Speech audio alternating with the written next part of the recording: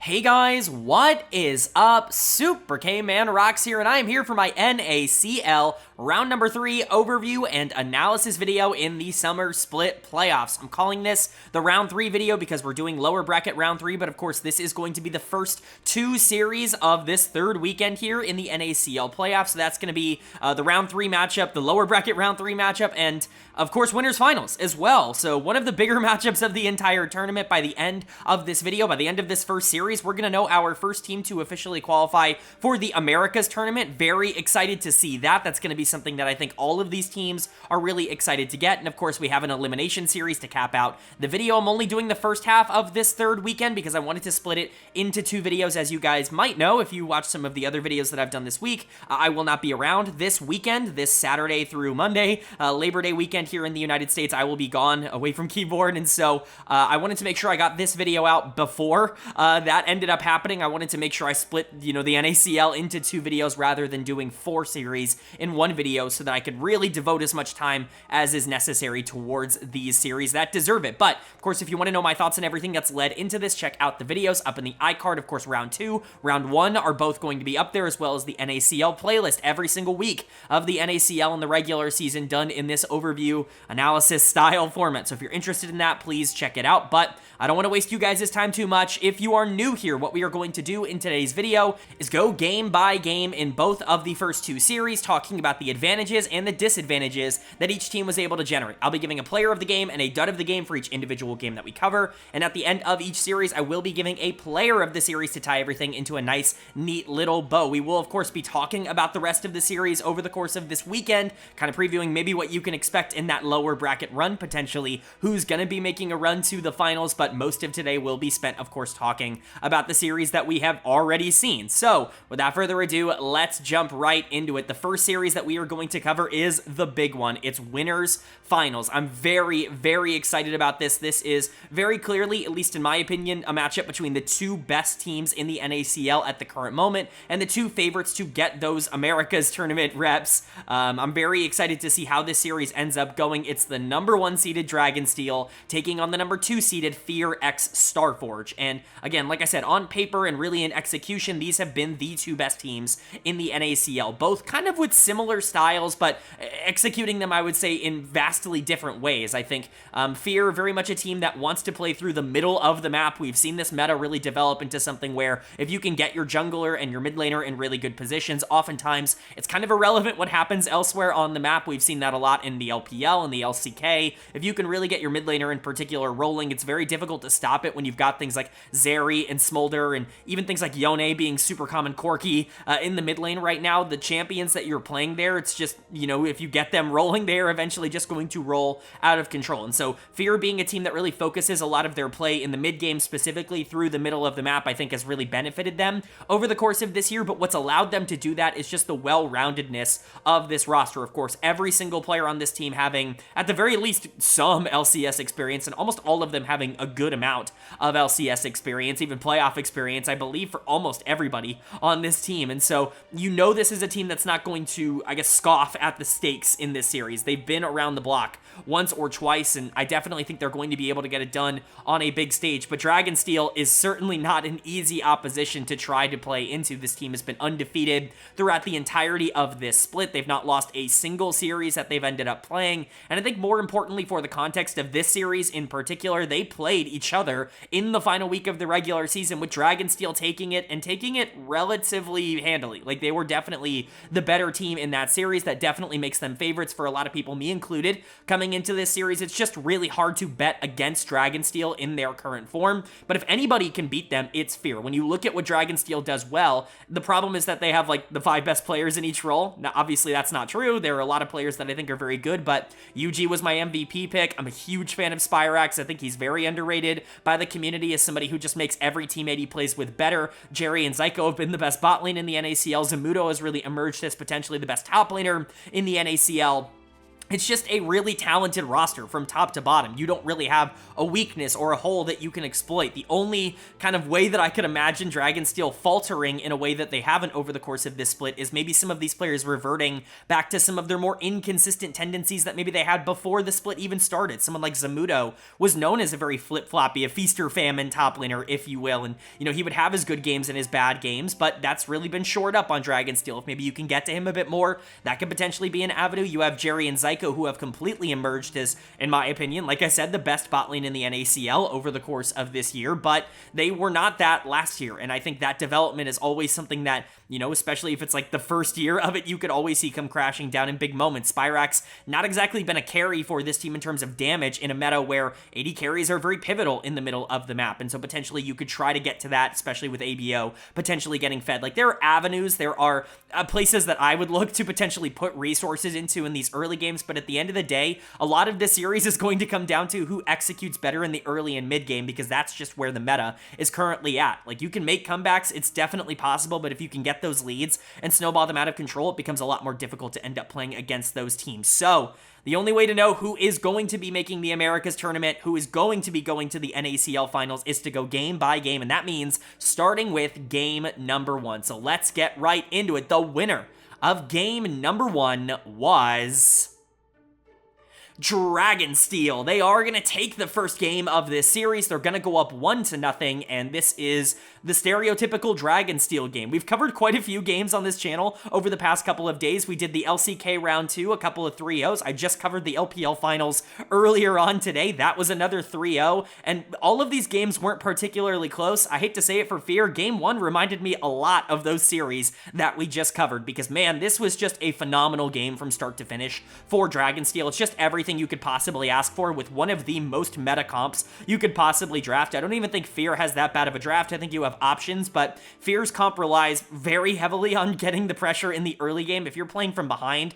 with Nidalee, Yone, Ezreal, you're never really going to have the tools to ever fight into a Cassante, a Maokai, a Corki. Like, you're never going to have the ability to actually, play that out from any sort of neutral game state, and so it's so imperative, it's so important that you do get the early lead here, and it just wasn't happening for Fear. Dragonsteel was just slightly better in the early game, and it eventually just spiraled out of control. Lane swaps were still very, very present, and that's what helped get Zamudo super fed in this game. Zamudo, a very easy choice for player of the game in game 1. A brilliant Cassante game. It's basically exactly what you want to see. One of the biggest fun factors here, of course, with full Fearless in the NACL is that, as good as Zamudo was on Cassante, you don't really have to worry about banning it the rest of the series because it's gone. You don't really have to worry about that champion again, but game 1 definitely was in favor of the top side of the map for Dragonsteel. Zamudo was just everywhere. I mean, he was powering up in the early game, constantly outplaying a lot of pressure, trying to, attempted pressure, I should say, put in by Fear, and then eventually he's at the point where he can just solo kill anybody. He's up like 2 levels on Philip, he ends up solo killing him. The game just spirals completely out of control. There's no way for Fear to be able to pull that back, and that's the problem with like Zamudo as a player, is that you can't give him an inch of leeway. He is so mechanically talented, he is so gifted in terms of what he's able to do in these 1v1s or just taking a lead and like blowing it up, that you can't give him an inch. He's going to take 7,000 miles. And so, very, very difficult game for Fear to end up playing out with how fed the Cassante was, and Zamudo deserves all the credit for that. Of course, it wasn't just him, it was everybody on the team. Yuji had a great performance on the Maokai. I thought Scary Jerry was very influential here on the Ziggs. We've seen Ziggs really dominate in a lot of the other regions. LCK fans are calling the champion ridiculously busted. Like, LPL fans have been complaining about Ziggs for a little while as well, just because of the efficiency with which he takes towers. He's getting nerfed in the upcoming patch purely for that ability, and it's just the consistency of it. When you give someone like Scary Jerry, who's already really good at controlling tempo in the early game, something like Ziggs that he can play off of, now you don't really stand a chance at being able to control the tempo of a game that you have to control the tempo of early on. So, it's definitely, a difficult situation to be in. Spyrax, Zyko, they were good as well. Zyko in particular, a couple of fantastic engages on the Rel. A really great game from him. But Dragonsteel just looking like they're confident, dominating selves, and it's basically everything you could possibly want to see out of them to start off this series. For Fear, on the other side, though, certainly not ideal of a way to start off the series here. I think they're going to be just fine. This is a very risky draft, and I think if you're going to go for something like this in game 1, or I should say, if you're going to go for something like this in the series, game 1 is a good time, I think, to do it.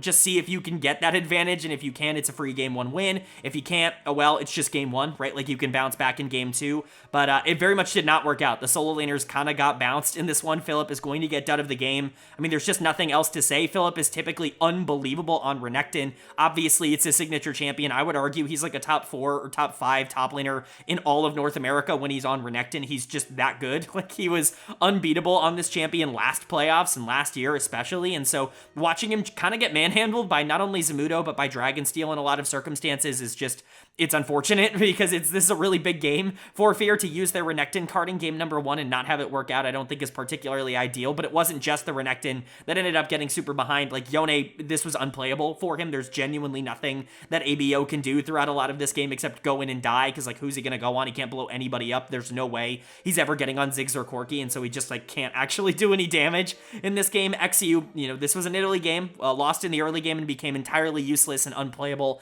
as a champion. It's just kind of what Italy does. I've really started to sour on that champion. It's just one of those things where it either works or it doesn't, and oftentimes it just doesn't because the late game is so inconsistent. And then you have Instinct and Winsome. They were fine, I guess, generally speaking, but Fear's got to bounce back. It's a rough game 1, but it is just game 1, and especially in full Fearless, you don't really have to let it weigh you down too much. If you lose game 2 and go down 0-2, that's when you can start to panic. That's when it starts to become a bit of a worry, because winning 3 games in a row is always going to be very difficult. But if you can tie this series up at 1 apiece, all of a sudden it's a whole new ball game. A best of 3 is very winnable for any team, especially a team like Fear X Starforge. But for Dragonsteel, this is about as good of a start to the series as you could possibly get, and I'm really excited to see what they do moving forward. This is a very meta, very standard comp. They're not going to be able to just like copy and paste, repeat that again, and so it'll be interesting to see. You know, I'm sitting here and be like, I wonder if they're going to be able to play other things. Of course they can. It's Dragonsteel, but you know, Fear is certainly a good opponent. You always have to keep your head on when you're playing somebody as strong as Fear. So are they going to be able to take that dominating 2-0 lead,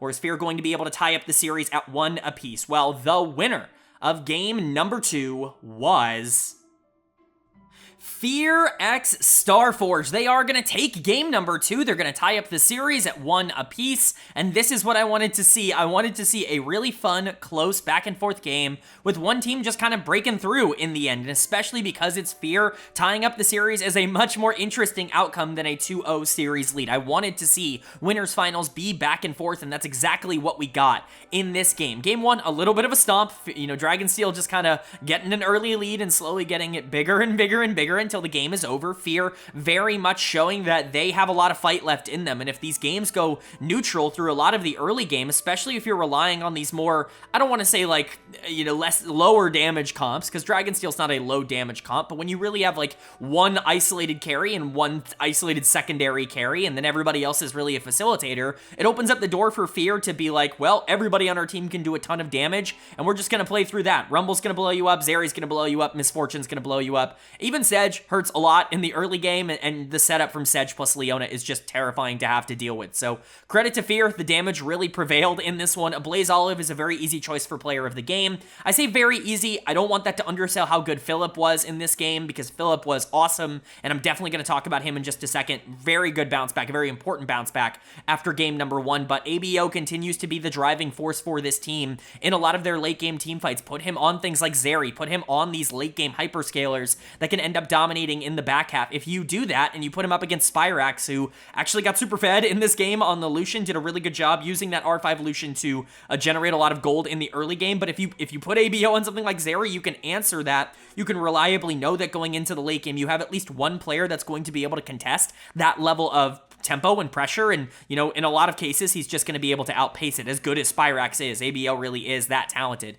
in the mid lane. So Zeri looked amazing, ABO looked amazing, and he really was the damage carry that kind of pushed them over the top in this one. But Philip, you gotta give him a big shout out. They do not win this game without the Rumble. It becomes a lot more difficult if those equalizers are not perfect, and honestly it's very funny. Like, Philip's always been good at Rumble, but it's very shocking to see him have a really bad game on his signature champion and come out here on, you know, Rumble and just kind of dominate, like play it as if it was his signature champion. So really great stuff from Philip, adapting really well to this series. I thought XU was really good this game at setting things up for the Zeri and for the Misfortune. I think kind of an underrated part of this comp is that Bullet Time completely shreds through everything except for the Braum, so long as Zyko is not just completely negating everything. Again, I understand the idea of like, oh, they drafted MF, we're going to use our Braum card right now, but you don't have enough damage to actually break through after that, so Instinct actually just wastes a ton of time for Dragonsteel, and that was was really big. XU did a good job of setting those up. Winsome, I thought, was fine in this game. You know, some good plays and some bad plays on Leona. That's just kind of how that champion is. But, you know, ABO and Philip were definitely the standout members in this game to fear win.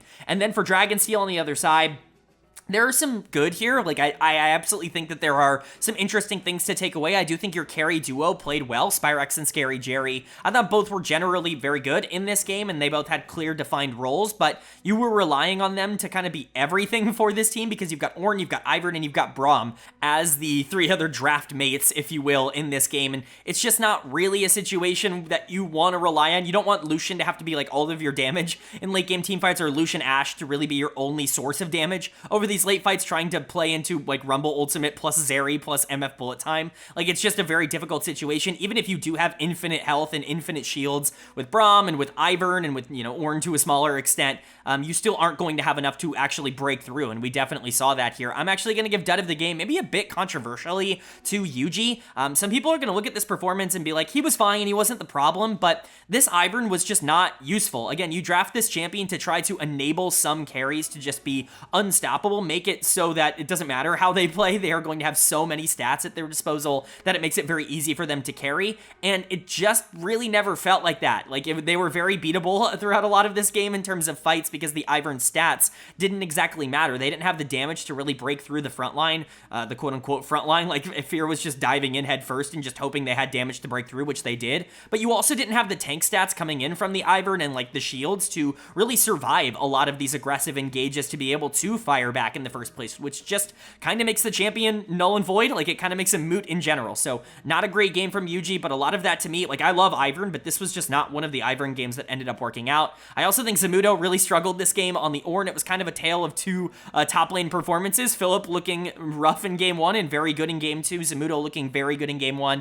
a little rougher here in game two. I imagine something will stabilize out as we continue onwards, but I think top lane might be a lot more important to the success of this series than we were maybe talking about in the preamble. But if Spyrax is getting ahead, if Jerry is getting ahead and they still can't win on a comp like this, I expect them to kind of change their strategy in the same way that I expected Fear to switch up their strategy and go to something different here that gave them more tempo, or at least more options going into the late game and game two, which they did. You know, Zeri, Sedge is definitely, you know, even Rumble, like, it's definitely a lot more options going into the late game. I expect Dragonsteel to make a similar adjustment moving into game number 3. But now the series is tied up at 1 apiece. Anybody can take control. Who's it going to be? Well, the winner of game number 3 was Dragonsteel. They are going to take game number 3. They're going to go back up in this series 2-1. And yeah, this series is delivering. This is exactly what we wanted to see out of both of these teams. I was worried after game number 1, especially with how some of the recent series across the world have gone, that this was just going to be yet another blowout in a pivotal, like, winners finals, a big series. And I was like, okay,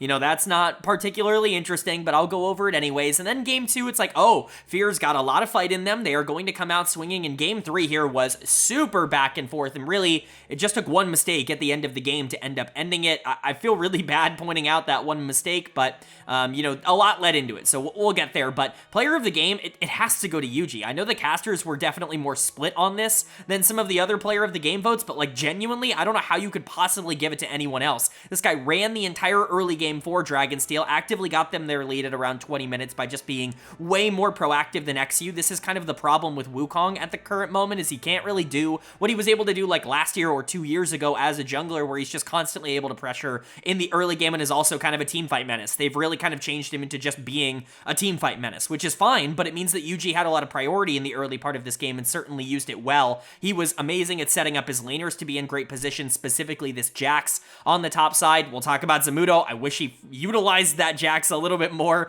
I am a bit frustrated with him, but Yuji was amazing. He ends up finding the pick that ends the game here on Instinct in the final moments, where Instinct is just too far forward without ult because he used it in the previous fight, and the game is just instantly over off of that. Dragonsteel was never really in major danger. Like, as much as I want to sit here and say this was this super close back and forth game, which, you know, it was back and forth, but it wasn't this game where Fear ever felt like they were in the driver's seat. It really felt like Dragonsteel had control of the wheel the entire time. It just theoretically could flip up if something were to happen. So, you know, credit to Yuji for continuing his brisk pace, we'll just say, across the beginning of, you know, this series and just generally all of this split, all of 2024, where he's been unbelievable. Zamudo is, of course, the other member you have to point out. If he had split pushed for a majority of this game, I genuinely think Dragonsteel just win it in like 35 minutes. Like, I don't think Fear actually has a way to be able to answer that. This is like the Wombo combo comp. This is Gragas, this is Wukong, this is Orianna. Like, you are hoping and praying as Fear to get these 5v5s. That's where this team ends up thriving. And so if you have something like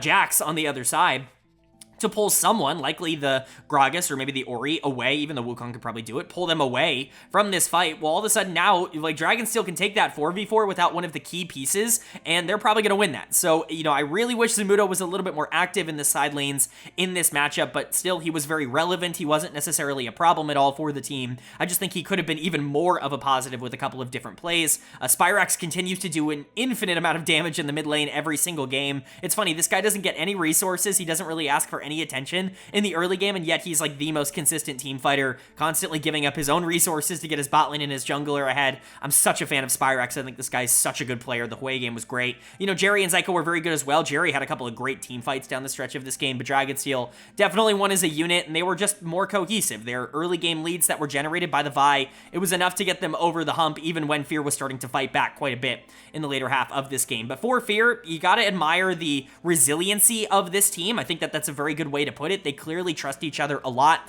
in understanding what they need to do in the late game, but it's the small details that end up really getting you. Of course, losing the early game, not ideal. We've talked about it a ton. Having options, I think, is really what you want. This team doesn't exactly have options. I know I criticized their game 1 draft for kind of being the opposite of this, but I don't really want to go too far in either direction. I think champions like Wukong and Orianna have just been underperforming from a global perspective, and it's kind of difficult to watch this comp play out in the early game and just be like, okay, well, they have to wait. They just are hoping and praying that eventually they get to the part of the game that they can play, and they did, luckily, get to the part of the game that they could play, but they were down so much gold that even though they were winning a couple of fights and were actually staying super relevant in the game, they never really had a big opportunity to come back and, like, win the entire series, or at least it didn't feel like that, or win the entire game, I should say. They didn't win the series in game 3, but you know what I mean. Like, it didn't feel like they were just going to instantly come back. It was going to take a lot of perseverance, and they tried. It just didn't end up happening. Dud of the game is going to go to Instinct in the bot lane on the Xayah. It's unfortunate that the game ends the way that it does, with Instinct just being too far forward, getting Vi ulted and immediately dying, and then it's just over. Like, there's no way for Fear to stop the push at that point, but there was a lot leading into that. I thought Instinct was generally fine outside of that. I just couldn't really find anyone on Fear that I felt was more deserving. Perhaps you can give Dead of the Game to, like, a Blaze Olive. I don't think the Orianna really did all that much. The shockwaves weren't perfect throughout a lot of this game, but, like, I don't think he was miserable. Like, XU was trying to do things on the Wukong. Winsome was pretty good on the Rakan. Like, Philip was at least answering on the Gragas. There was just not really anyone in the game that I was like, oh, you deserve Dead of the Game. I feel very confident in that. Like, there was nobody there that felt good to give that award to, so I have to give it to Instinct because he made the play that ended up ending the game. But at the end of the day, Fear is only down by 1 game. If you think about it that way, it's a lot easier than thinking that you are on your last life here in the upper bracket. Of course, losing this doesn't eliminate you from the playoffs. It just moves you down into the lower bracket finals, which is still a pretty good place to be. You're guaranteed top 3 no matter what, but this team wants to be top 1. This is a team that has the expectations of not only going to the Americas tournament, the Americas Challengers, and actually competing there to be the best team, but obviously they want to win the NACL. Like, that's always been the goal for Fear, but to do that, they're going to have to win 2 games in a row against Dragonsteel. Dragonsteel, of course, wants to close this out in game 4, giving Fear some confidence going in to a Silver Scrapes game number 5 is probably not on their radar. So, is Dragonsteel going to be able to close it out in 4 games, or is Fear going to send us to that Silver Scrapes game number 5? Well, the winner of game number 4 was Dragonsteel. They are going to take game number 4. They're going to close out this series with a 3-1 win, and they are officially moving on not only to Los Angeles here for the NACL Finals, but to Sao Paulo for the Americas Challengers Tournament. I'm very, very excited for Dragonsteel. I'm super excited for Maryville and just the general infrastructure already surrounding that team. They have long deserved this kind of performance in a league as big as this. Maryville has been one of the most consistently great pieces in amateur development League of Legends here in North America, and for them to finally be like near the mountaintop of kind of development in NA is just phenomenal. They've earned it a long time ago, and this was a great game to end it off. It was a lot more similar, I should say, to game number 1 than games 2 and 3, where Fear definitely were fighting back a bit more. Not to say Fear just kind of rolled over and died. There were some positive moments, but for the most part, this was a Dragonsteel win that they just kind of controlled the entire tempo of. And again, it's off of the back of my player of the series and player of the game here in game 4, Yuji, the jungler here for Dragonsteel. He was just so influential at establishing that pressure early on in a series like this, and you have to do that. Like on things like Brand, you have to be able to get your team rolling very quickly because you don't want to get, you know, Azir Aphelios in a neutral state at the end of the game. Again, it's all just about identifying where you can and can't get away with some scaling and some more passive play. Like, yes, you have the Smolder, but I'm not sure that's always going to be enough in this instance going against a Sion and Aphelios and Azir. Like, you really are just kind of relying on that mid lane to be able to bail you out in that instance. And so Yuji being so active in the early game, I think, was to a huge advantage to Dragonsteel. And, you know, generally speaking, he was just awesome throughout this entire series, whether it was on a carry in terms of damage, whether it was on a facilitator in terms of setting up plays for the rest of the team, like the Vi in game number 3. It just was amazing. Also, Brand does a billion damage. There is genuinely no way to be a tank in this game playing against a Brand. Like, you just get instantly melted. This is kind of the product of having 3 bans instead of 5 bans in this game number 4, is things like Brand now get to be let through, and you can play this later on in the series. It certainly opens up a completely new possibility, some new ideas, and Yuji definitely took advantage of it. But my MVP pick coming up clutch here in the playoffs. The rest of this team was great. I thought Zamudo was really good across most of this series. Again, some questionable decisions from like a macro perspective, but he's still a very young player, especially at the top of the standings. He's not really someone that's super experienced playing in, you know, finals in terms of tier 2 competition. And so it's good to see him still play super well throughout the beginning part of this series. I think game 4 was probably his weakest of the wins, but games 1 and 3, I think, were standout in a major way. And again, if he would have just split pushed a little bit more in game number 3, I actually think he might have gotten player of the series. I know the Cho'Gath game, you know, a little bit more up and down, but, you know, definitely still not bad. I think the scoreline doesn't necessarily indicate how important he was towards a lot of this game, but it was Yuji that was taking over in terms of damage. I thought Jerry looked awesome on the Callista in terms of his laning phases. That's really where he shines. At least that's where he has shown so far, in my opinion, at the very least in the NACL this year, where I think the biggest development has come through for him individually as a player is in those laning phases, in those 2v2s where he's become excellent. Instinct really didn't get a chance to play this game as the Aphelios, and that's definitely not really ideal. Zyko had a great game. Spyrax looked good on Smolder. It just was a team effort for Dragonsteel, and they're able to get themselves across the finish line and into the finals. But for Fear, it's not anything to freak out over. I think this result, I don't know if they were expecting it, but it's not the most unexpected result. Dragonsteel just feels kind of unconquerable at this level at the current moment. They just feel like the kind of team that is just going to run away with the title. We'll see what ends up happening. They've only got 1 series remaining, but Fear, you know, they have that second life that they are utilizing here. They move down into the lower bracket. Like we said, they've already confirmed top 3, but top 3 is not really their goal. Top 2 is their goal, and there are some things I think they could work on to get there. It feels like their drafts are pretty all or nothing, and generally speaking, that's not really what I think works at like a tier 2 level. I think that is a lot more of an option when you start playing against teams that are at like a tier 1 level. Like what over in the LCK, it makes sense to really invest in one stage of the game because your individual mechanics are so good at that point that you can usually survive the parts of the game that you're not good at, whether that be early or late. But if you're drafting like a full late game comp at this level, I just don't know if I trust that the difference in skill is large enough to be able to just like survive the early game no matter what. And, you know, on the flip side, you had that game number 1 where they invested everything in their draft into trying to snowball the game out of control. And then the moment they couldn't do that, all of a sudden it was kind of over. Again, I understand the ideas. I just don't necessarily think that's the direction I personally would be going in when it came to what I was selecting. But dud of the game here for game 4 could go to quite a few people. I'm going to give it to XU. I think this could go to Instinct as well. It should probably go to one of them, but I felt like XU losing pressure in the jungle early was kind of the start of the disaster here for Fear. Just the Skarner never really got into this game. Again, kind of an NA staple at the current moment in terms of the popularity of that champion. We've seen it pop up a little bit more so in other regions, talked about it a bit in the LCK, but for the most part, this is kind of NA's jungler, and he continues to be up and down. We've seen some very good Skarner performances, and some ones where he just doesn't really get to do anything, where Brand is on the other side of the matchup and is doing infinite damage in these fights, and you just have absolutely no way to survive it or to answer it really in any way, and that's what we saw here. Instinct also was just not very good, didn't get to lane at all against the Kalista Nautilus, got completely taken out early on, and then never really got to the point where he could scale into being anything other than just kind of a bot the entire game. Like, I don't know how much of it's instinct as a player and how much of it's just the matchup with the Felios, but it just wasn't a particularly solid performance from him. Winsome really didn't do anything throughout this whole series. ABO was really good in game number 4, but it didn't matter. Like, they never had the tempo to be able to actually win these fights, even if the Azir was doing a ton of damage. So overall for Fear,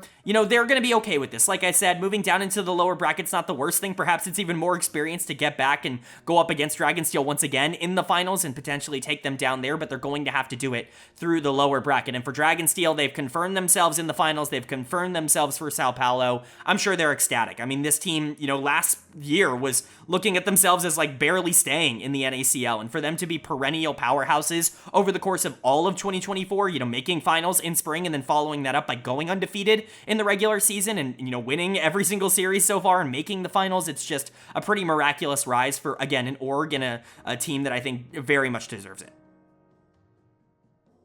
But then moving on to our second series here of the video, and this is our lower bracket round number 3 matchup. And because it's lower bracket here in the NACL playoffs, that means it's an elimination series. So the loser will be eliminated. The winner will get to continue on in this gauntlet-style lower bracket format to take on FlyQuest challengers, which we'll, of course, preview at the end of the video. But it's a very fun matchup between the number 4-seeded Supernova and the number 5-seeded Blue Otter. And the reason this is so interesting is because obviously these two teams have talked a lot of trash on social media over the course of this year. They faced off in the upper bracket in round number 1. I think the first series of the entire playoffs was these two going head-to-head, and Supernova was able to get the better of Blue Water in that series. But if you go back to some of my analysis on that series, I don't think either team played particularly well. I have not felt that Supernova has really shown anything at all in the playoffs so far. They win that round 1 series basically by just being slightly good enough and then move on to get absolutely destroyed by Dragonsteel in round number 2, which obviously I can, you know, excuse them for that. Dragonsteel has been destroying everybody that they've run into, but the point remains, Supernova has really not looked good at all. Now, they've not played a best of 5 yet in the playoffs, and so this will be their first. This is probably something that actually benefits them quite a bit. You've got a lot of players on here who are very good at these long, prolonged games, and I imagine that translates to series as well, being able to lock in, but Blue Water has already shown they are willing to go the distance. This team has really made a miracle run so far through the bottom half of this bracket, the lower bracket, if you will. I wouldn't say miracle run because they were the highest seed, but of course, like, nobody had any expectations for this team going into the year, and for them to be here in the top 5, I think is such an accomplishment for an org that I really don't even think could have expected this kind of success this year anyways, like regardless of how much they believed in the team. This is such a great run from all of these players who have really reignited a lot of faith that tier 3 can be like an instant pathway into tier 2 if everything goes right.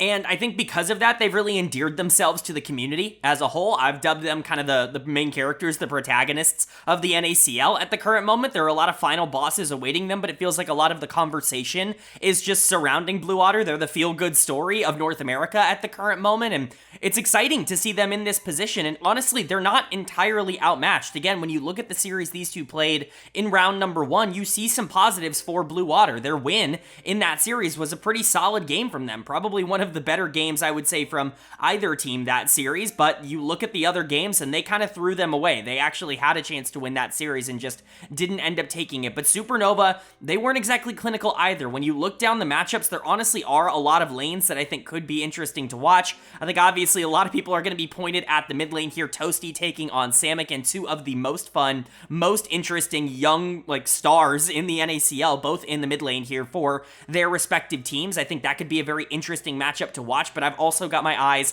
on the top lane. Faisal is really one of the more established, like dominant top laners in the NACL, somebody who's had success at this level before on teams, you know, like FlyQuest, on teams like Fear last year, and he's going up against Quacker, who is probably the most experienced member of Blue Water, at least at the NACL level, and both of these guys are very feast or famine. You're going to get some really great performances out of both, specifically Quacker, who can have some amazing games, but also probably has lower lows than someone like Faisal that a good player like Faisal might be able to take advantage of. And so those are the matchups I'm really looking at. But Kenvi versus Music, Lens and Diamond versus Levitate and Rovex, obviously those are very important as well. The bot lane's been super integral to Blue Otter's success in particular, but Supernova much prefers to play through the middle of the map, trying to get Kenvi and Toasty in good positions. Which one of those strategies is going to work? I think they both can operate well, but it's all going to be about who performs on the day, and the only way to know who performed is to go game by game, and that means starting with game number 1. So let's get into it. The winner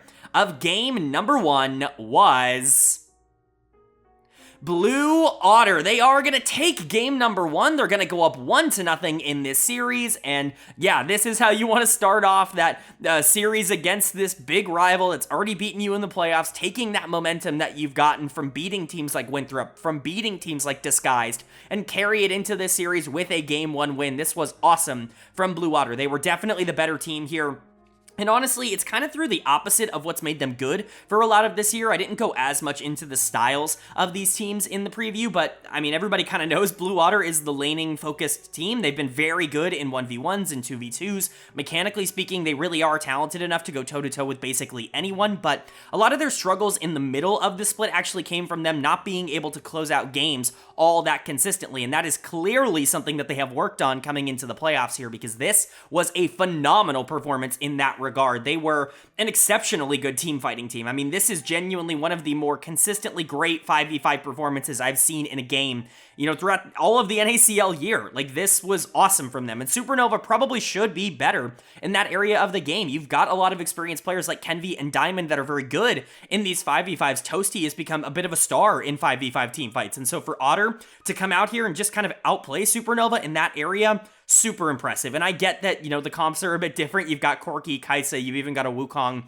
and a Rel to be able to create. That's not quite what you have on Supernova, but they've got a Smolder who actually did get ahead, and so you can't really make it an apples to apples comparison. So, you know, I do think it was just a really good game by Blue Otter. I honestly just want to give them a lot of praise for being able to execute the things that they were able to execute. Player of the game for me is going to go to Music. This was a tremendous game from him, being able to just control every bit of the jungle in the early game. Kenvi had a really hard time getting online here and really doing anything on the brand early on, and Music was by far the biggest part of that. Lilia can be such a difficult champion to try to play into when you're not in a good spot, and I think obviously Kenvi knows that well. Music just executed. Again, it's all really about that. I don't think either team was really set up for failure. Like, Brand can play out this matchup if he's in a good spot, but Music was better in game number 1, and if that's going to be the case, if, you know, former LCS jungler Kenvi is going to be losing to Music in this series, that is not good for Supernova. That's going to be a bit of a disaster. We'll talk about that a bit more later, but Music was excellent here in game number 1, kind of the driving force for everything they wanted to do. Big credit to everybody else, really. Quacker with the R5 Wukong top lane. You know, this is something we're really not seeing all that much right now. Wukong is basically exclusively a jungle champion. Don't look at the LCS games from today, the day I'm recording this, but I don't think he's going to be nearly as consistent in a lot of these matchups as a lot of other top laners, and so for Quacker to come out and be very useful on him, I think is a huge plus on R5. I think Levitate and Rovex continue their massive hot streak that they have been on. They've been probably the best players on Blue Otter over the course of this year. I mean, Rovex has really impressed me in this playoff run so far. Levitate was kind of a star in the back half, but Samikin continues to look great. I mean, he is getting a lot of praise and a lot of hype from a lot of analysts for a reason, because this guy is crazy talented and really can trade in a lot of weird situations that a lot of other mid laners might not be as comfortable in. And so I really like this Blue Otter team, and this was a great example of what they do well, except kind of in reverse. It's very funny. Like, it's the same style of stick together and play off of each other's strengths in order to get the most out of everyone on the team, but instead of it being in the early game, it's in the late game, which is just kind of a funny little change of events. But for Supernova on the other side, this is not how you wanted to start this series. If there were questions about this team's performances so far in the playoffs coming in to this series, you're certainly going to be questioning them more now, because this is the stage of the game where they're supposed to be better. They're supposed to be the team fighting team out of these two, with Smolder, with Brand, even Cassante plus Nautilus. You have so many options for these 5v5s, and time in and time out, like, they got outplayed. They just were outplayed in all of these circumstances, which is concerning. Kenvi is going to get done of the game. I already talked about it a bit when it came to Music, but he couldn't do anything. There was legitimately nothing for him to do throughout this entire game on the Brand. He tried to do some damage in the later half of the game, but Brand as a champion, when you're exhausting that resource, resource in a fearless format when you are saying, yeah, we're going to burn that in game 1 because we want to get that win on blue side, and it goes super poorly, like the brand is taken out of the game. That's a bit of a disaster with how much it feels like that champion is kind of a cheat code right now. So Kenvi not doing well in game number 1, not ideal. I don't think Lens and Diamond were particularly good in this game either. The Ezreal just didn't do any damage, and Diamond really was never able to get in and actually stick on anyone as an engaged threat because there were so many dive opportunities from Otter. He was basically on the defense the entire series, or the entire game here, the back half especially, and so you know, Supernova just didn't get a chance to do a whole ton. Toasty actually did get a little bit ahead on the Smolder, got his stacks ready, but there was just no way for him to actually be able to fight here. There was no protection for him. You can't front to back if the enemy team is just better and stronger in a lot of these opportunities. So Supernova now down 0-1. They gotta win game number 2. If you go down 0-2 to Blue Otter with the streak that Supernova's been on, I think that could lead to some really bad circumstances for them. But they can tie it up at 1-1, and at that point, it just becomes an entirely new series. You've already shown that you can beat Blue Otter in a best of 3, not once, but twice over the course of this split. Getting 1-1, that's a pretty good sign that, hey, we're in our comfort zone and we can probably get back to that. But are they going to be able to do that? Or is Blue Otter going to be able to take a dominant 2-0 series lead to start off this series? Well, the winner of game number 2 was Supernova. They are going to take game number 2. They're going to tie up this series at 1 apiece, and, you know, it could have definitely been cleaner. There definitely could have been a better early game coming out here from Supernova. For a majority of this game, it felt like it was GG go next. Like, no way, especially around, like, 30 minutes into the game where Blue Otter has this gigantic gold lead. You're like, there's no way they could possibly throw this. They were so good at team fighting in game number 1, and yet here we are. This was very indicative of, like, or I guess it reminded me a lot of their round 1 series. This very much felt like one of the games that you got in round number 1, where it felt like both teams were making pretty critical errors, but one team was just making less errors than the other. I think that's a fine way to play here in the playoffs. It certainly makes these games a lot more exciting to watch, but not exactly the most encouraging for these teams moving forward. That being said, Supernova ends up winning the game down 2 kills because they got 6 dragons over the course of this one, and player of the game pretty much has to go to Kenvi. Like, can it go to anyone else? Is there even another option? I mean, Toasty was doing a ridiculous amount of damage, but honestly, it wasn't really resulting in anything actively practical, I'll say, for Supernova. Lens's damage was a lot more, like, real, and even, like, Diamond was doing a lot more in some of the fights. You know, it's a very weird situation playing Syndra right now, but it has to go to Kenvi. Like, there is literally no other option. Not only did his priority on dragons pay off, like, massive for this team, getting Soul, getting 2 Elder Dragons over the course of this game, but he also was incredibly important in their late game fights with the Poppy ultimate, knocking somebody out of the fight. Typically speaking, it was Music on the Vi, just getting that engage out of there, getting a lot of that lockdown out of there, and just kind of opening up a lot of the squishies to be able to be attacked, because Shen really wasn't doing all that much. The R5 Shen did not exactly work out for Blue Otter in this one, but Kenvi, you know, it's weird to give a player of the game to someone who got absolutely obliterated in the early game. It feels very weird to do that. Music's early game was 10 times the early game that Kenvi had in this one, but he stayed resilient. He focused on objectives, literally, and was able to get into those fights in the later half and do what he needed to do in order to win the game. So credit to him. You know, I don't think they win without him. So really nice game from him. Toasty was doing 1 billion damage throughout this. The 0-2-3 scoreline is not indicative of just how important he was in some of these fights, but as I said, sometimes the Syndra damage can be a little bit weird. I think generally speaking, maybe it wasn't quite as dominant of a game as the damage numbers would lead you to believe, but still probably the best non-Poppy player on the team, the actual team fighter that stepped up and did a lot of good things for them. I thought Diamond had a really good game on the Renata in the back half. You know, Faisal, Lens, they all had their own moments, but that's not to say that Blue Otter played bad. I feel like that's going to be a bit of a misconception coming out of this. I don't think Blue Otter actually played all that bad in this game. I think that there were so many moments in the early game that looked super good.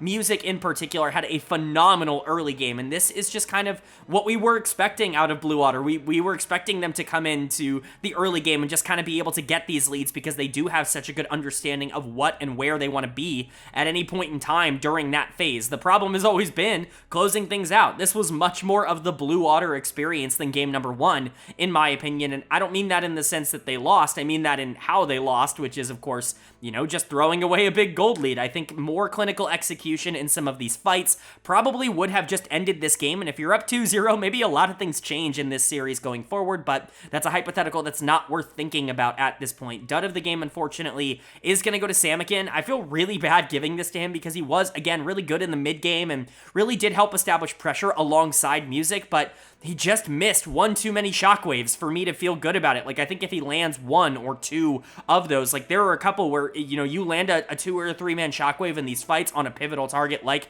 the Syndra or like the Callista or even the Renata, like, the game is over instantly. Like, you can run it, if you win the fight, the game ends. And so it's really unfortunate that it happened that way. Again, it kind of feels similar to the dud of the game I gave to Instinct in the previous series, where it's just like he played fine for a majority of the game, but one pivotal error leads to your team probably losing. That's just kind of how it was with Samikin, and I don't really think anybody else deserved it. Like, Quacker wasn't useful really at all on the Shen, but he also wasn't the worst in the world. He didn't make any, like, egregious errors. I think Samikins were definitely more noticeable. Rovex, Levitate, they definitely didn't deserve it. Music was awesome in this game for the most part, and the only reason he wasn't as useful in the later half of the game is because Kenvi just decided that he wasn't going to be useful. He picked him as the target to knock out of a lot of these fights and to get a lot of these objectives, so you know, it's weird. Like, I don't feel better about either of these teams coming out of this game, and that's how I felt coming out of round number 1 with both of them. So we'll see what ends up happening in game number 3. Of course, now tied up at 1-1. Like, the winner of game number 3 takes control of the whole series into their hands. As you guys know, I think game 3 is the most important game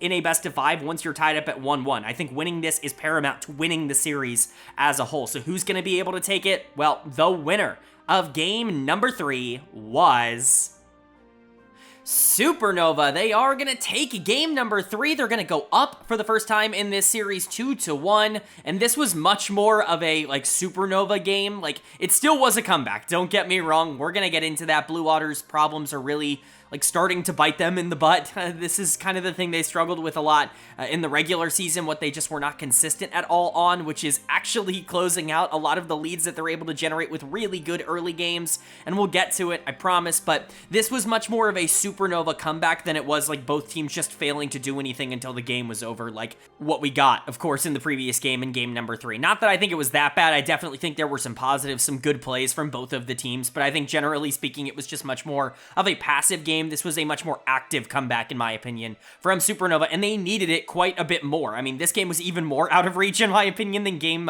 2 was, which is really not ideal. You really want to be getting yourself into decent positions, but it's nice to know that even when this team is playing from behind, they can be very clinical in the back half of the game, and they can go out and execute with some really great mechanical plays, some great macro calls, and just generally a good understanding of where they need to be on the map. Player of the game has to go to Diamond. I'm a big fan of Diamond. I've always been a big fan of Diamond.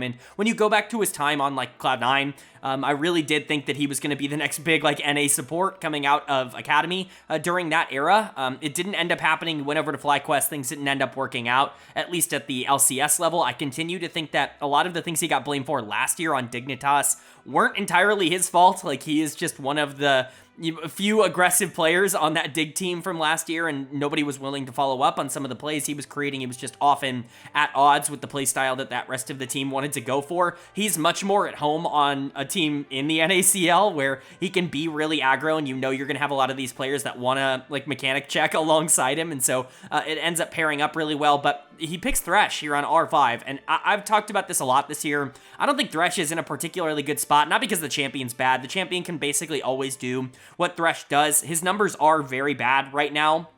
Like, not only just in terms of, you know, like, cooldowns or whatever, but in terms of, like, raw base stats, like survivability. In a lot of these fights, he dies super fast nowadays, and there's really not a lot of ways to extend his, you know, survivability. He's not like a Nautilus or a Leona or something that can be really tanky in a lot of these fights. He basically exclusively offers utility at this point, but he's still Thresh. Like, if you can play Thresh, he's still going to be very useful, and especially for Diamond down the stretch here. During Supernova's comeback, during a lot of these fights, he was landing crucial hooks, getting crucial lanterns off, like, just a really good Thresh game. I mean, we all know what Thresh can do to change the tide of an entire game when played really well, and that's what Diamond did here. I want to give a big shout out to Toasty. Way to survive the early game, man. Samikin obliterated him in the first couple. I wouldn't say obliterated, because it wasn't even entirely Toasty's fault, but Samikin had so much control over the beginning part of this game alongside Music. Samikin was in such a good spot on the Lux because he's so good in laning phase on her, but the Hui just stuck to his guns, stayed active, and eventually I think did the most damage in the game. Toasty was amazing in the back half, and a big reason why they were able to win team fights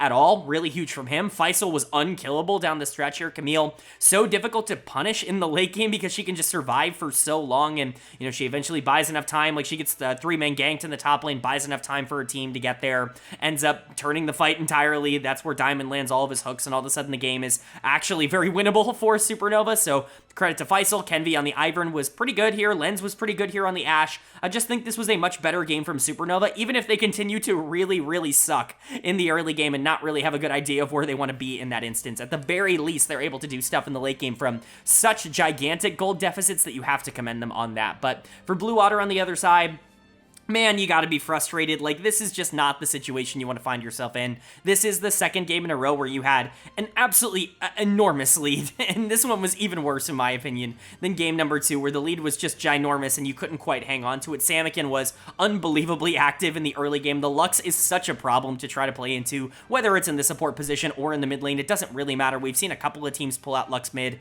here in the NACL. Of course, Samakin plays a lot of Lux. That was kind of the scouting report on him coming into the year, or at least it's one of the champions that you definitely had on the scouting report alongside the Zoe. But it's still super impressive when he can come out and have a performance like this. But again, the rest of the team just not really there in a lot of the pivotal fights. I really kind of wagered over in my head on who to give dud of the game to. I ended up going with Music in the jungle on the Jarvan, because once again, it's just kind of the same story, but this time you have significantly less excuses for Music. It was a very similar story to game 2 in the fact that he did well in the early game, especially playing through the middle of the map, trying to get Samakin into a good position, but then, became more and more irrelevant as the game went on, and really didn't offer all that much at the end. But this time you can't blame the Poppy just like making the Vi a little bit less useful. This was just Music not being useful in the back half of the game, and it's a problem. I like Music. I think he's developed a ton as a player. He deserves a lot of the growth praise that he's been getting over the course of this split, but there still is a lot of room to go in terms of team fighting. That's really where I think he is, like, he still needs to grow a bit as a player. I think the rest of this team has really leveled up at parts in that game. I think, you'll have good performances from players like Samakin and Quacker. Levitate's always been a good team fighter. Robux has always been a good team fighter, but Music is definitely still trying to adapt, I think, to that role, or at least that's how it's come across to me watching the NACL this split, and this was another example of that. But Levitate, speaking of him, he wasn't very good in this game. I mean, a lot of whiffed bullet times, a lot of predicted, like, expected bullet times. You don't really have the same kind of setup that you normally get with Misfortune, because there is no, like, Leona or Nautilus or Rel or Alistair or something like that to, like, guarantee a setup here. You're playing with a Bard, and so you just kind of have to hope that you can time everything correctly, or that you get, like, a miracle Lux binding on multiple people. Perhaps, like, you get the Rage Cage here with Jarvan. Like, those are your options here for a Misfortune ultimate, and oftentimes Levitate was just a little bit too trigger-happy, pun intended, on pulling the trigger on that ultimate. Like, he just was willing to use it at the start of a fight, hit, like, one person 3 times, and then that's it. Like, now bullet time's gone, and I think that really harmed Blue Otter in the back half. So, just a couple of small mistakes. Again, very similar to what we said about game 2, where a couple of things go differently in the mid game here, and it's just over. Like, Blue Otter is cruising to a 3-0 like win in this series, but now we're here. They're down 2-1, and they're on the brink of elimination. They have to win game number 4 to keep their playoff hopes alive, but Supernova, I'm sure, wants to close this out in 4 games. They do not want this to go to another Silver Scrapes game number 5, where Blue Otter has shown multiple times over they can get the job done. This is an important game for both teams, but who's going to be able to take it? Well, the winner of game number 4 was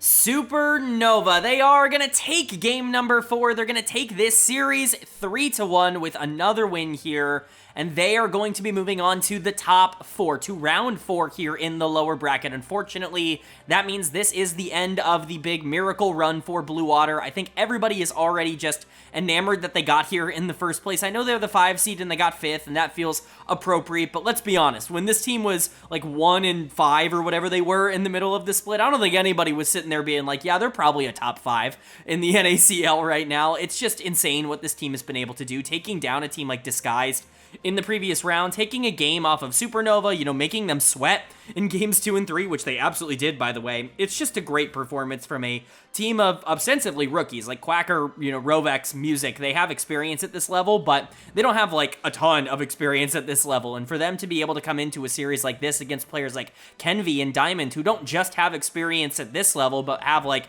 genuine years of experience at the LCS level, it's really cool to see. So That's the thing on Blue Otter. We'll get into them a little bit more in a second, but congrats to Supernova. I don't want this to be like an anti-Supernova thing. This team was significantly better here in Game 4. For my money, this is easily the best game they played all series long. This was just a very good showing from top to bottom. This is what I wanted to see from them. Control the idea of where the mid-game tempo ends up going. It's so cool that they can play from behind, but I wanted to see what they could do when they actually had control of the series in their hands, and that's exactly what happened here. Shout out Lens and Diamond. The bot lane just played absolutely unreal in this game. Lens is going to get player of the game for me. The Caitlyn just looked so oppressive to play into. I continue to think that Caitlyn is like mega underrated and undervalued as an AD carry right now. Every single time I see this champ played at any level, she is just constantly doing the most damage in the game. And I understand this idea that, oh, Caitlyn falls off, really hard. But remember, her curve is like a parabola, right? Like it's going to dip in the middle. That comes right back up at 4 items. 4 item Caitlyn is like the most damage in the game. And so yeah, I feel really good about the champ. I thought Lens played her excellently in this one, really controlled the Xayah, made Levitate basically useless throughout a lot of this game, and I want to give a lot of credit to him because he is a player that at times has been like, he's good, but is he good enough to really like emerge for this team and push them over the top? He kind of has been for a lot of this split, so that's a big positive. But player of the series for me as a whole is going to go to his lane mate, Diamond, in the support position. Just felt like he was the most consistent player throughout a majority of the series. The Thresh was amazing, obviously, in Game 3. A lot of highlight plays there, but the Karma, very valuable here. This is kind of the Lux substitute because it was taken away from them in the previous series, but it fills a very similar role. It just pressures a lot of what Xayah or Alistar would want to do. It's basically impossible to try to play a melee support into this lane matchup, and Alistar, Rovex, unfortunately learned that very quickly, not really having a lot to do in this game. But Diamond is just awesome. Like, again, he's underrated as a player. People think that he's past his prime, and you hear these conversations about how he's just not an LCS caliber guy, like a 4A caliber player, as is sometimes known. I just don't see it. Like, I think in the right situation, this guy can be a true asset to an LCS team right now. He really is that good, and him and Lens have really good chemistry. It's clear that Diamond is very vocal in a lot of these games because they play around him. He's often the one that's, kind of in the center of all of the plays that they're making, and so it just continues to astound me that people have such an up and down opinion of him. I just think he's so good, and he was once again great here. Toasty was awesome in the closeout of this series. The Yone was probably his best game, although, again, he played really well in basically every game. He didn't really have a bad one. Really came in the clutch in a lot of these, like, late game situations where on the Hui or on the Yone or even on the Syndra in game number 2, he was incredibly important towards ending the game and being a high damage dealer. Kenvi, really good at team fighting. Definitely needs to work on some of the early game shenanigans, but much better when he's going into something like Maokai. And Faisal was good this series as well. Just didn't have to talk about him all that much outside of the Camille game. But Supernova looking much better. I think this was the best they had looked in the playoffs up until this point. And this is the best game they looked, that they played in the playoffs up until this point. If they can have more of these game 4s, less of the game 2 and 3s, even the game 1s, I'm going to feel a lot better about them moving forward. But we'll preview their matchup at the end of the video here. Blue Otter, unfortunately, like I said, it's the end of the line, and they didn't play particularly well here in Game 4. I think there is quite a bit to point out that wasn't great. I think the bot lane definitely just got outplayed. The Caitlyn Karma, I think, maybe caught them by surprise in draft. The Alistar just is unable to play the game, and I think Levitate is going to get my dud of the game. Levitate's been somebody that I've really praised a ton over the course of this year. I think he has actively changed the direction that Blue Otter is going in as a team, and I think he's really elevated himself to being one of the most interesting young AD carries in all of North America. But he had a bad game in Game 4. Both of those things can absolutely be true. It's just that Xayah didn't really have any influence, and I think a lot of it was just not playing out the early laning phase correctly. I think Samikin obviously made a couple of mistakes, but I don't think any of them are worth, like, really harping over. I think it was generally a fine Talia game, even if Toasty was better. Music's really a player that struggles when he doesn't get to snowball. It reminds me a lot of modern junglers. A lot of the junglers you see that are young and coming up through the system right now, very good from ahead, really need to learn how to play from behind. That's Music to a T, not only here in North America, but everywhere in the world, in Europe and Korea and China, everywhere. All the junglers don't really know how to play from a deficit at the moment. I'm sure it's a solo queue thing. I've played enough jungle to understand that it can be very difficult to, rebound the game right now. So, Music just, maybe the Maokai wasn't the pick for me. A Quacker was fine on the Darius, but again, top lane wasn't all that relevant to this series as a whole. Like I said, the biggest thing for Blue Otter is I hope they walk away from this split with a ton of confidence. They're back in the NACL next year, assuming there are no, like, random changes to the lineup of teams.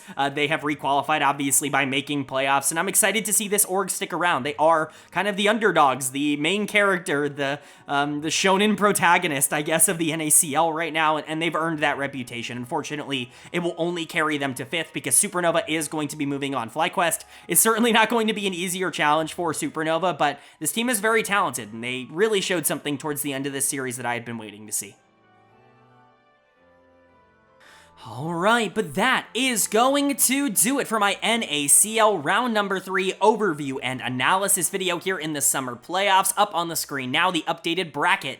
After those 3 rounds, our top 4 teams remain. Dragonsteel, having paved their way into the finals, has secured their spot in LA. They've secured their spot in Sao Paulo for the Americas Challengers, and I'm really excited to see how they do there, but it's all going to be about who's joining them and who is going to be taking home that NACL crown at the end of the year. FlyQuest Challengers taking on Supernova now in lower bracket round number 4. That's a very intriguing matchup. I think FlyQuest are going to be pretty heavily favored on paper, but this Fly team has certainly not lived up to expectations so far this year. I think that they have dropped so many games that they really have no business dropping. That being said, I'm not really that sold on Supernova right now as like a top tier team. I think FlyQuest is just better than them on paper. If Supernova had been in better form in some of these wins over Blue Otter, maybe I would feel a bit differently because I'm not like super sold on Fly being this definitive top tier team, but I think they're going to be better than Supernova. So my prediction is still FlyQuest. And then we also have Fear taking on whoever wins that series at the end of this weekend. That's why I'm trying to get this video out basically a couple hours after the final series here, Supernova versus Blue Otter. I think Fear should be moving on to the finals against both. Now, FlyQuest would certainly offer a bit bigger of a challenge, at least in my opinion. I think mechanically speaking that they are just very imposing to have to deal with, and at any given time they can win any series. That's what they showed. They are the defending champions for a reason, but I think Supernova also has some interesting tricks. Obviously, some storylines are there with Supernova that are definitely interesting to try to follow with some former Fear players on the Supernova roster in Toasty and Lens. So definitely, even Faisal, right? Like, there are definitely some interesting storylines surrounding that, but I would expect Fear to be better than both of them. I think they proved that in their win over Fly earlier on in the tournament already. So, predicted finals for me is Dragonsteel taking on Fear x Starforge in the winners finals rematch. Do you agree or do you disagree? Let me know down in the comments section below, but that's going to do it. I do hope you guys enjoyed the video. If you did, leave a like. It really does mean a lot to me. Lets me know you guys are enjoying the content, and it does help get this video out to a lot more people, which I'm always very appreciative of. If you're new here, hit the subscribe button. Of course, we're going to be covering the rest of the NACL year, as well as everything coming up for the teams that end up making the Americas Challengers. And then we also cover all 4 of the major regions as well. So that's going to be the LCS, LEC, LCK, and the LPL. All of them are either in playoffs or, regional qualifiers are starting for the LPL. And so everything's kind of kicking off. Worlds is right around the corner. If you are interested in a comprehensive overview of everything going on in LoL Esports, this is the place for it. Hit subscribe and hit that bell so you can be notified when those videos do go live. But of course, with all that being said, I hope you all are having a great day. I hope you continue to have a great day. And I will see you all